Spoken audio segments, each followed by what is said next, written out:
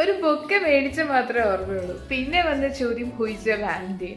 എന്തായാലും എൻ്റെ കാലത്ത് കാണാൻ ഒരു ബൊക്കെ മേടിച്ചു. അപ്പോഴോ നല്ല സ്നോയിങ് ആയിരുന്നു.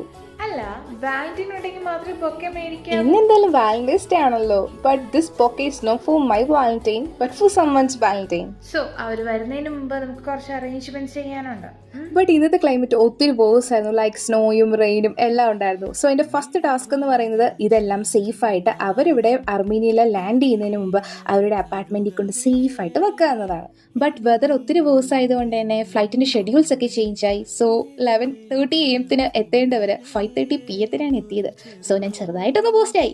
സോ ഫൈനലി ഒരു 7:30 ആയപ്പോൾ ഒരു അപ്പാർട്ട്മെന്റിലെത്തി. അപ്പോൾ ആർക്കാ ബൊക്കെ മേടിച്ചെന്ന് മനസ്സിലായല്ലോ. ജസ്റ്റിക്ക് അവളുടെ വാലന്റൈന് വെൽക്കം ഗിഫ്റ്റായി കൊടുക്കാനായി മേടിച്ചതാ. പിന്നെ ഒരു കേക്കൊക്കെ കട്ട് ചെയ്തു. ആ സന്തോഷത്തിൽ ഞാനും കൂടി. എനിവേ അവരുടെ മാരേജ് കഴിഞ്ഞിട്ട് കുറച്ച് ദിവസങ്ങൾ മാത്രമേ ആയിട്ടുള്ളൂ. സോ അവരുടെ ഫസ്റ്റ് വാലന്റൈൻസ് ഡേ കൂടിയാണ് ഈ February 14. And the interesting part was, ഞാൻ അവരോട് ചോദിച്ചു കല്യാണം കഴിഞ്ഞിട്ട് എന്താ പറയാനുള്ളത്. And they answered me like cake കിട്ടി.